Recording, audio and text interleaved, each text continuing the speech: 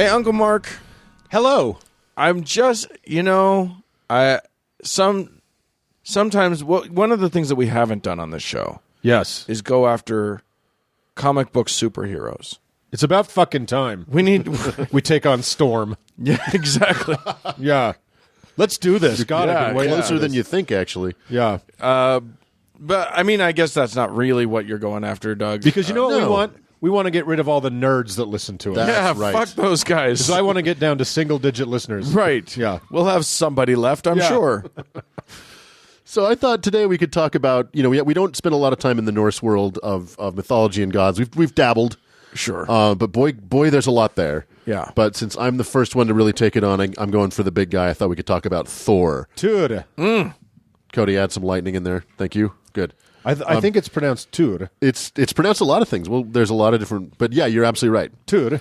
And or Tor. Tur. Ture is, of course, the hammer-wielding god from Germanic and Norse mythology, primarily associated with thunder, lightning, storms, strength, and oak trees, as well as fertility, because everybody's related to fertility. Blondness. What? Oh, And hot Australian arms. Yeah, he's the only Australian Norse god, I think. but he's not actually blonde, and we'll get to that. But fuck, man. he's most definitely a redhead. So he is far from deceased, as he is still venerated by modern adherents of heathenry, which we don't have to dive into much now. But it is a Norse-based religion, a very new religion, practiced by, among other people, a lot of white supremacists. But we don't have to get into that Well, right now. fun. Yeah. As well as delightful. he is a major box office success in the MCU, and Thor is the origin of the weekday Thursday, which I don't know how I didn't know that, but I didn't know that. You didn't know that. I did not know that. So Yeah. learn something new. Isn't that strange? We'll do a days of the week Yeah, we should. sometime because Yeah. it's a melange of different. It's all over the gods. map. Yeah, English is so bizarre in that way. Yeah. We have some Romans. We got some Yeah. a couple of these Norse ones. couple of Norse ones, yeah. Yeah, Wednesday is his daddy. Yep. Thor, along with his father Odin, are members of the older generation of Norse gods called the Vanir, who, as opposed to the newer generation called the Asir. These two groups of gods went to war before peace broke out, in which the Asir moved in with the Vanir. And some scholars believe that this was actually the opposite of a schism, where two competing Germanic religions merged into one. Wow. Yeah. You don't get a lot of that. No, you don't. You know what we should do? Why all the fighting? Let's merge. You're going to get to that point where your parents move in with you, and you're just like, oh fuck, all right. All right. We'll just is my believe life it all. now. We'll just believe it all. Among the many other gods and goddesses in this pantheon, there is a goddess of love named Freya, Yes. Yeah. who's pulled along in a cat-drawn chariot for all those cat lovers out there. That's real. And for whom Friday's named, right? I think that's true.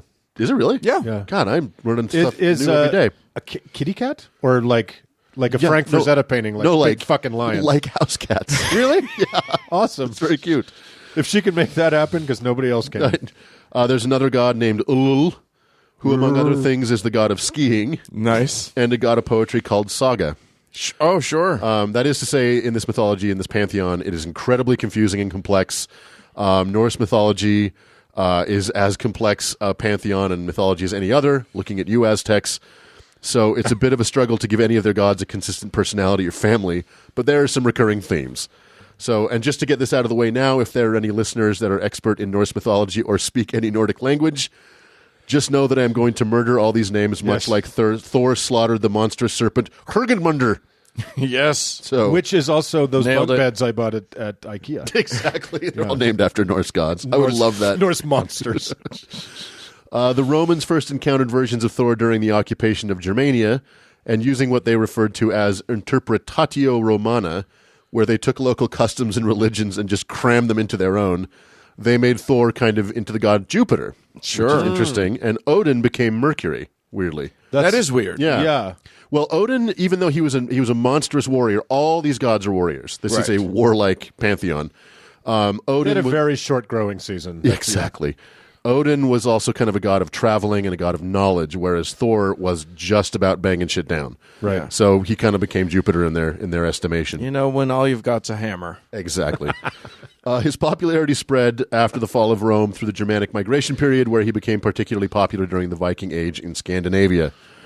During the Christianization of Scandinavia, people wore emblems of his hammer, Mjolnir, Close. You almost got Mjolnir, it. Yeah. and stuck his name into their own personal names as a way of protesting the encroachment of the new pagan religion over their own. Really? That's right. I said new pagan religion. So they would put Thor in their name? Yeah, they would Oh. stick Thor or derivations of the name Thor into their own names.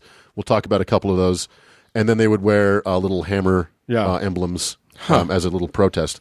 I think they should have to wear full-sized hammers. Just those giant... his hammer in all of the depictions, not like the one in the Marvel Universe, which is great, is not as impressive as hammer. It's kind of just like a hammer you'd use to... And did these people protesting by putting the Thor in their names have meetings that they called Hammer Time? Oh, my God. I'm with you. I'm gonna go. I'm gonna give it to you. I don't know. Thank you. Stop. Hammer time. We'll go to the judges. Moving on. Thor has at least 15 names, such as Asabrag, Asathor, Bjorn, Hardagarder, Sonung, and Vethorm. He married the goddess Sif, but carried on a side thing with the Jutung Jarn Saksa, and he had children with both of them. Yeah. So, Who's Sexy. a player? we're gonna muddle our way through this next section. He rides a chariot pulled by two goats. The goats' names are Tensgrisnir. Does anybody have a horse? No, not a lot of horses. And he couldn't even find any cats. Oh, Yeah. So the other one's called Tensjortner, and he regularly ate the goats and resurrected them. Which is good work if you can get it. if you're hungry. Along with the hammer Mjolnir, his belt was called Meginjoro, his gloves are called Jarngripir, and his staff is called Greovor. Why do we have to name all of the clothing items? So I was, His jock was called Gurfenfluffen. it's totally true. What kind of fucking narcissist names their gloves? I was trying to read some of the stories about him, and they're all complex mythologies where this character talked to this character, but all the names are like this. So it took me about an hour a paragraph. I'm just trying to okay, what? And you have to write it down. Okay, this person Pretty much. is the god of the wind. I just like the idea of being at somebody's house and being like, "Hey, can I borrow your belt?" Oh, you mean Greg? Larry and Steven are over there. What? My gloves. By the goats. Most of the written stories about Thor come from a series of poems and sagas in the 11th and 13th centuries, but there are written references to him as early as the 7th century CE, where he's first mentioned on a piece of jewelry in Bavaria. Whoa. Yeah. That's the first written reference. Yeah. Really? There's oral references that before late. that. Yeah. I'm surprised. Okay. I think if one of our donors really wants to make me happy, mention me on jewelry. That's what I want. The upside of this written tradition is that there's not a single scriptural text that we all have to adhere to when discussing Norse mythology, but the downside is that pretty much anyone can and has written stories about Thor. Basically, the most popular ones are the ones that became kind of revered and kind of quote-unquote canonical. Interesting side note, and I did not know this either, the swastika has been identified as an ancient Norse sun wheel and symbol of Thor. oh, dear. I don't like where this is going. It's been found back as far as the 3rd century in Denmark, but weirdly the word swastika comes from the Sanskrit in the Right. Indian tradition, which has the same symbol in a clockwise and counterclockwise orientation, but its link to Germanic history is what made it so tempting to Steve Bannon. Adolf Hitler. Thor has never really fallen out of fashion since he came to be, but certainly he's most well known to us from the MCU movies that bear his name, as well as the Avenger movies. Yeah. And that's all based on the 1962 comic book series by Stan Lee, Larry Lieber, and Jack Kirby, Peace be upon him. who were all very famously into drugs at the time. What's crazy is one of the biggest liberties they took when they're writing the comic book from the mythology is they actually made Thor blonde instead of a redhead. He was famously a redhead throughout his entire tenure. I wonder why. I don't know. Well, I think because no one would show up to see a shirtless Chris Hemsworth if he had red hair. Right. Really? Gingers are gross. Well, I mean, at least we would know he wouldn't have a soul. And That's true. That's And they rough. couldn't shoot in daylight. That's right. He'd take a rash. A great deal of the rest of the movie adaptation of Thor is pretty true to the source material, which is chaotic and crazy, but Odin's missing eye, the rainbow bridges called Bifrosts, Loki's bouncing back and forth between good to bad, Valkyries riding horses, elves, giants, Ragnarok, the nine realms, including Asgard, are all part of the actual mythology. Right. So there was just a very rich thing to draw from, and they thought, fuck it. If it ain't broke. Look, all you have to do is throw a Hulk in there, and you got yourself Exactly. a series. Yeah, and even the giant zombie dog was part of the mythology. Right. Fenrea. Is that what Yeah. Fenrea, who will be loosed in the final days for Ragnarok. For Ragnarok. Why aren't I Precisely. doing this segment? right? Aside from a small group of heathenists, what's great about this this god is pretty much he's all things to all people. The fact that he's pretty much just a war beast that likes to drink makes him one of the easiest gods to translate into popular culture at any age. So that's Right. why he's so popular and still around. So Yeah. yeah, so that's kind of it. Thor. I mean, That may be where Hemsworth falls off the wagon. Is that he actually like shows emotion and caring and feeling and like. And he's intellectual in the Right, in as the opposed to movies. just going out like he should be the one. Thor smash. Yeah. He's a very one-dimensional character. But there's a great one of the mythologies about Thor is his hammer is stolen by another god, and Loki tracks it down, and the god says, "I'll give you back the hammer if I can marry your gorgeous sister." And they're like, "No way!" And they have a plan. We'll dress Thor up in a wedding gown,